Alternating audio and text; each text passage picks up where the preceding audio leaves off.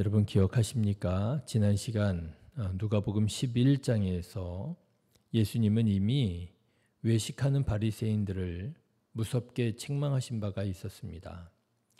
참 난감한 것이요.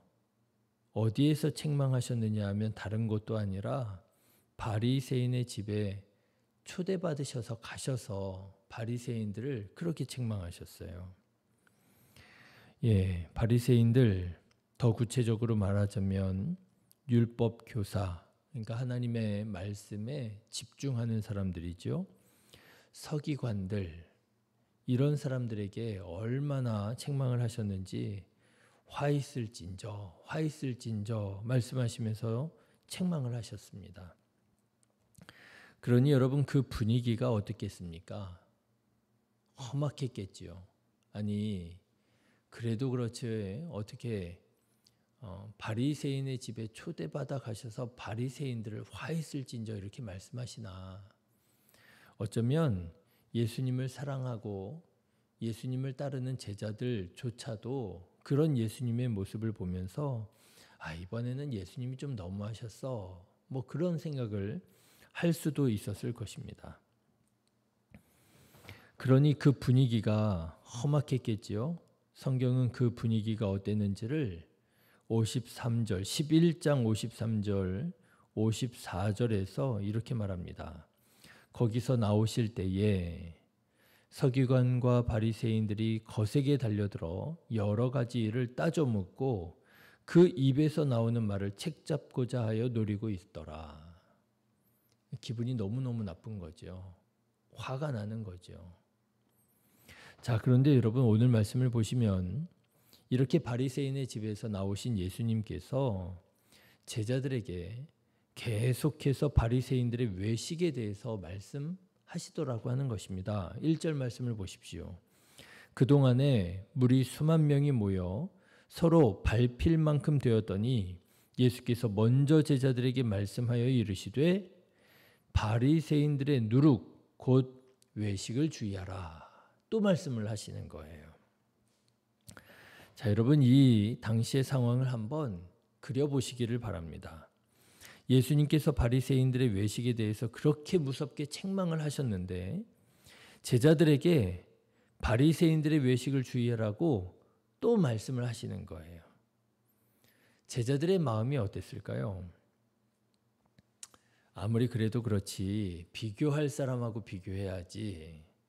설마 우리가 바리새인들처럼 그렇게 외식하겠습니까? 이런 생각 들지 않았겠습니까? 예수님도 너무하시지. 우리를 지금 바리새인들하고 비교하십니까? 우리가 지금 바리새인들처럼 그렇게 외식할 수 있다고 지금 생각하시는 겁니까? 그런 생각하지 않겠어요? 그런데 여러분 저는 오늘 말씀을 묵상하는 중에 우리도 그런 마음을 가질 수 있겠구나라는 생각이 들었습니다. 여러분 성경책 읽으실 때 어떤 생각을 가지십니까? 바리새인들의 외식을 주의하라.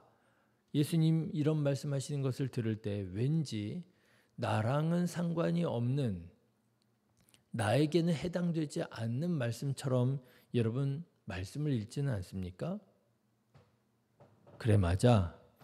바리새인들은 정말 외식하는 사람들이었어. 책망받아 마땅해. 이런 마음으로 말씀을 읽지요. 내가 정말 바리새인들처럼 외식하고 있는 것은 아니야? 나도 사람들이 볼 때에만 거룩한 척하고 속으로는 깨끗하지 못해서 온갖 부정하고 악한 것들을 품고 있지는 않는가? 이런 생각하면서 성경 말씀을 읽고 있느냐라고 하는 것입니다. 예수님께서는 제자들에게 말씀하시는 거예요. 너희들도 바리새인의 외식을 주의하라. 너희들도 외식하는 사람이 될 수 있어. 사랑하는 성도 여러분, 외식하는 신앙 경계하시고 주의하시기를 주님의 이름으로 축원합니다. 자, 그러면 예수님께서는 왜 제자들에게 바리새인의 외식에 대해서 이렇게 경고하시고 책망하셨던 이유가 무엇일까? 저는 그 이유가 1절에 있다 이렇게 찾았습니다. 여러분 1절 말씀을 한번 보십시오. 그때 상황이 어땠느냐? 어마어마한 사람들이 예수님께 몰려드는 상황이었다는 거예요. 1절 말씀 보십시오. 그때에 물이 수만 명이 모여 서로 밟힐 만큼 되었더니 그때 예수님께서 먼저 제자들에게 말씀하여 이르시되 바리새인들의 누룩 곧 외식을 주의하라 말씀하셨더라는 거예요. 예, 많은 사람들이 예수님께 모여들었을 때에 그때 예수님께서 바로 이 말씀을 하셨다는 것입니다. 요즘에 뉴스를 보니까 요즘 들어서 이렇게 압사 사고 당하는 소식들이 많이 들려요. 무슬림들, 이슬람 교도들이 있죠. 성지순례, 그들의 성지순례 메카, 메디나 이런 데 갔다가 수백 명의 사람들이 열병으로 이렇게 목숨을 잃었다 하는 얘기를 들었습니다. 또 최근에 유명한 어떤 힌두교 설교가의 설교를 들으러 갔던 수십만의 인도인들 중에 수백 명이 또 압사당해서 죽었다 이런 소식이 들리잖아요. 예, 오늘날에도 이런 어처구니 없는 사건들이 일어나는데 여러분 2000년 전에는 어떻겠습니까? 예수님께서 말씀을 전하실 때 그 말씀의 힘이, 말씀의 권세가 얼마나 대단했던지 많은 사람들이 몰려들었고요. 아주 위태위태할 만큼, 서로 밟힐 만큼 그렇게 많은 사람들이 몰려들었다는 거예요. 압사 사고 일어나지 않아 정말 다행이었겠죠. 자, 그런데 바로 그때 이렇게 많은 사람들이 몰려들었을 때에 예수님께서 먼저 제자들에게 하신 말씀이 제자들에게 외식하지 말라고 경고하시더라는 것입니다. 왜 그랬을까? 왜냐하면요, 여러분, 사람들이 몰려들었다는 말은 곧 예수님께 힘이 생겼다는 말이에요. 그러지 않겠습니까? 지금도 마찬가지예요. 사람들이 많이 몰려들면 그게 힘이거든요. 예수님만 그런 것일까요? 아니지요. 예수님을 따르는 제자들에게도 힘이 생겼다는 것을 의미합니다. 예수님의 말씀 듣고 싶어요. 어떻게 해서든지 예수님께 가서 인사도 하고 싶고요. 어떻게든 가서 예수님께 좀 기도도 받고 싶고요. 그런데 딱 보니까 예수님 주변에 누가 있어요? 제자들이 있잖아요. 제자들에게 다가가서 베드로 선생님, 나 예수님 좀 인사하고 싶은데 어떻게 좀 연결해 주실 수 있나요? 그럴 수 있는 상황이 되어 버린 것입니다. 여러분, 사람들이 몰렸다는 말은 힘이 생겼다는 말이에요. 바로 제자들에게도 힘이 생겼음을 의미합니다. 그런데 여러분이 보니까 이게 딱 어떤 상황이에요?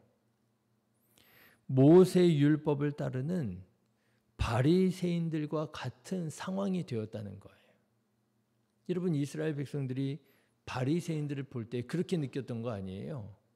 바리새인들 힘이 있고 영향력이 있고 많은 사람들이 모세의 율법을 중심으로 살아가고 있는 중에 바리새인들이 그야말로 지도적인 역할, 지도적인 위치에 있었던 거 아니겠습니까?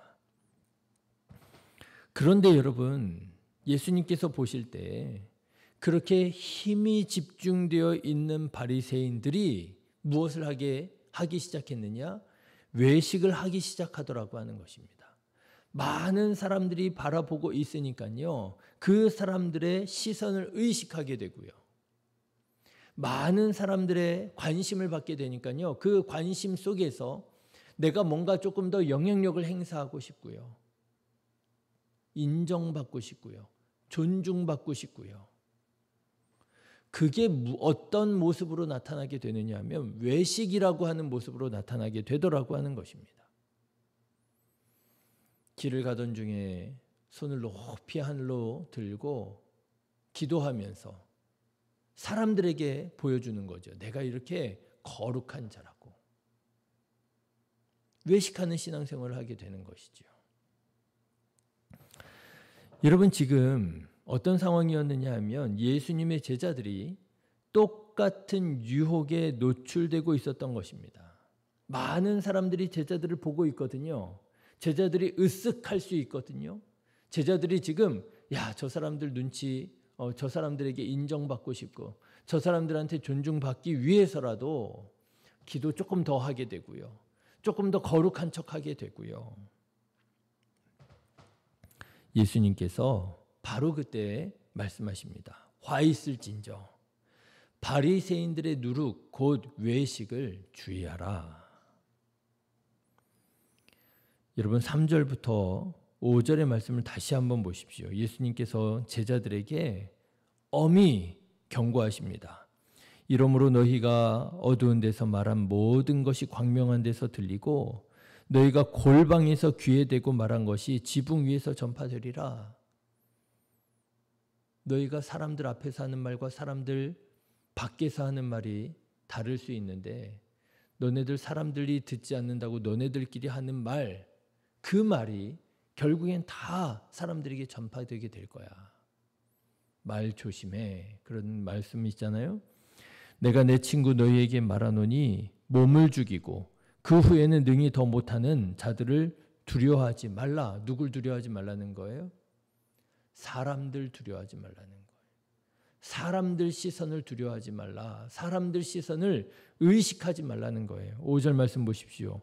마땅히 두려워할 자를 내가 너희에게 보이리니 곧 죽인 후에 또한 지옥에 던져넣는 권세 있는 그를 두려워하라. 내가 참으로 너희에게 이르노니 그를 두려워하라. 누굴 두려워하라는 거예요? 하나님을 두려워하라는 거예요. 외식하는 신앙생활 하지 말라는 것입니다.